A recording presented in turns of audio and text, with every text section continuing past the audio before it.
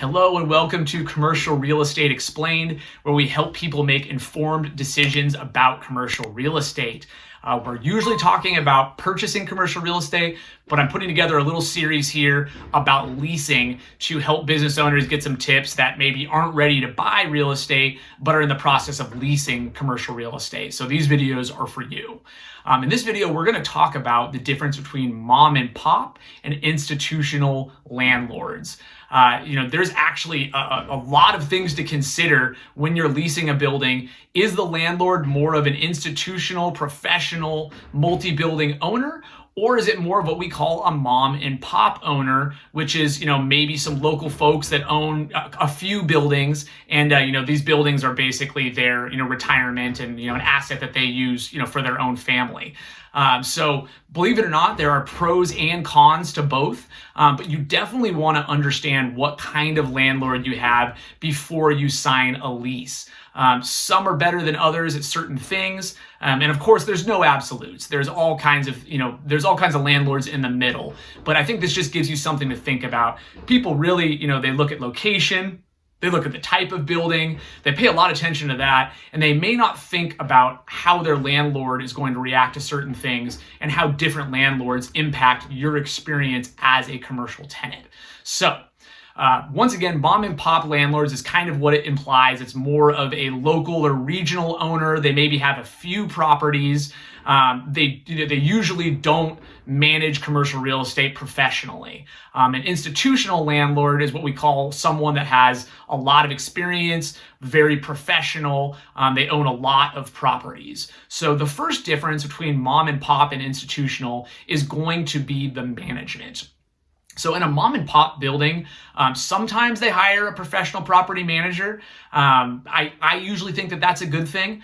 Sometimes the mom and pops will manage it themselves. And there's pros and cons to that. I would say mostly cons, in that if you need something fixed, you call your landlord directly. And if they're not a full-time professional commercial real estate owner, they may not be as responsive as you'd like. They might try to duct tape things instead of fixing it. You're also talking to your landlord every time you have a property management call, which can get a little awkward. They might not appreciate the fact that you're calling them to have the windows cleaned. And then when it comes time to renegotiate your renewal, they're going to say, oh, this tenant was high maintenance and I don't like them.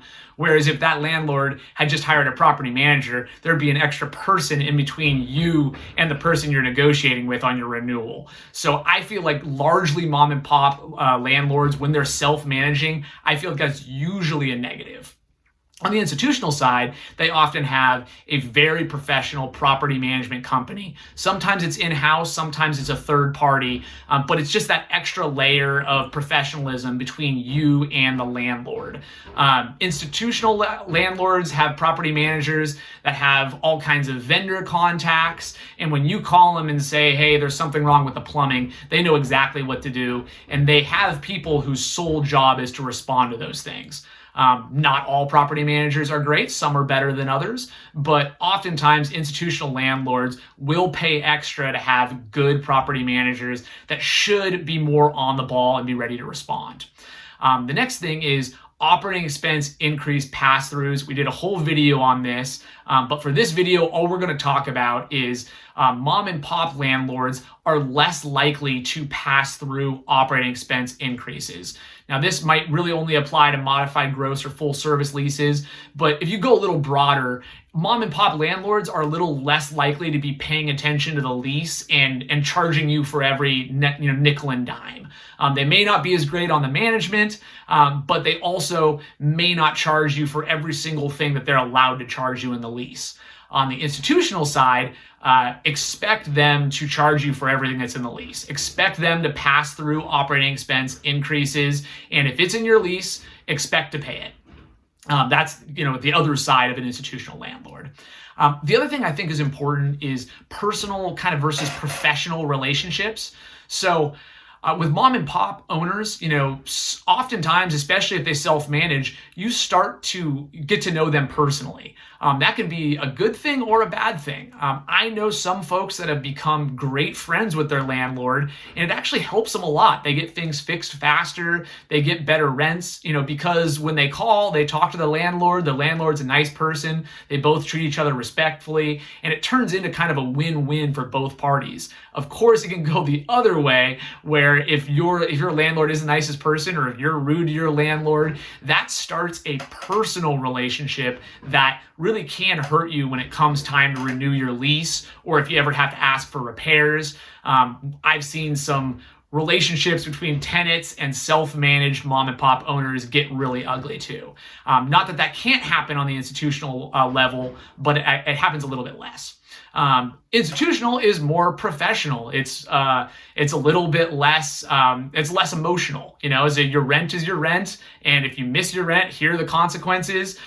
They're probably not going to listen to your sob stories. It's just a little bit more cut and dry. Expect them to be more professional. They shouldn't be rude to you on the phone or do some of the things that I've heard of self-managed building owners doing. But don't expect a bunch of sympathy, and don't expect when it comes time to renegotiate your lease, your institutional landlord is going to have warm and fuzzy feelings for you and give you a killer deal. They tend to be a little bit more detached, and that just has pros and cons to it. Lastly, with a mom and pop versus institutional landlord, generally speaking, the institutional landlords have more financial capabilities. So, you might move into a mom and pop building and it's a great deal. The rent is cheaper than everything on the block. There's probably a reason for that. They maybe don't fix everything when they're supposed to. Maybe the roof is really old, and instead of replacing it, they just plug leaks every time it rains. Generally speaking, mom and pop landlords don't tend to have as much funds as institutional landlords.